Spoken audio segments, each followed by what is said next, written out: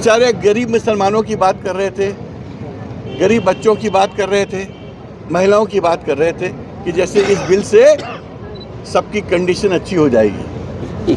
मेरे ओपिनियन में जो कंडीशन पहले थी लगभग वैसी ही रहेगी। इस कानून से कोई बदलाव नहीं आने वाला है। क्या कश्मीर से 370 हट गया, जो कि मैं खुद कहता था कि टेम्पररी प्रोविजन था और आगे पीछे उसको हटना ही था, बट कश्मीर में 370 हटने के बाद आपको कश्मीर की जनता जनार्दन की लाइफ में कोई परिवर्तन दिख रहा है क्या? देखिए, कानून से परिवर्तन नहीं आता है, परिवर्तन भाव से आता है, परिवर्तन सोच से आता है। परिवर्तन के लिए आपको काम करना पड़ता है, आपको लोगों के बारे में सोचना पड़ता है। अगर आपका सोच राजनीतिक है तो सोशल परिवर्तन कैसे आएगा?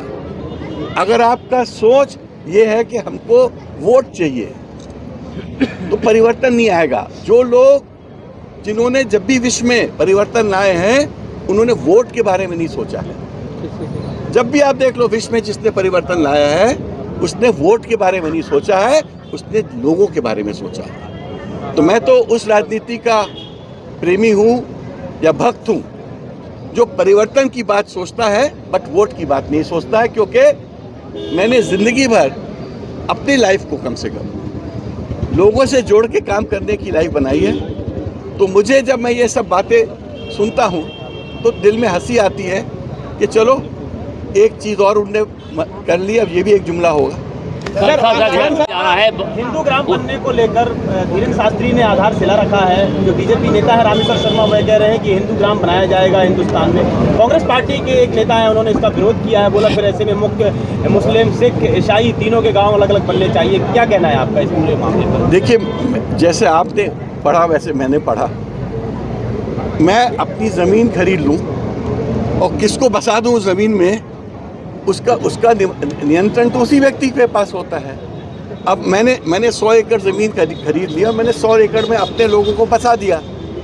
अब आप उसको अपने मुँह से कुछ भी ग्राम बोलो, आप ये तो कर सकते हो, मगर जहाँ तक देश का सवाल है ये चीज़ शासन नहीं कर सकता है। व्यक्ति अपनी इच्छाएं पूरी कर सकता है। अगर मुझे मंदिर बनाना है अपनी ज़मीन में तो कोई रोक सकता है? कल की पीठ जो बनी थी उसका वकील तो मैं ही था इलाहाबाद हाई कोर्ट में, मैंने ही मदद की और जीते हम 8 साल बाद। हर गवर्नमेंट कल की पीठ का विरोध कर रही थी। तो अब कोई अपनी ज़मीन पर कल की पीठ बनाना चाहता तो आप इलाहाबाद हाई कोर्ट ने यही तो बोला, ये प्राइवेट ज़मीन है, वो कुछ भी कर सकते हैं। गवर्नमेंट ये बातें नहीं कर सकती है, प्राइवेट इंडिविजुअल जो चाहे कर सकता है और उसको जो करेगा उसका भाव उसके साथ चलेगा।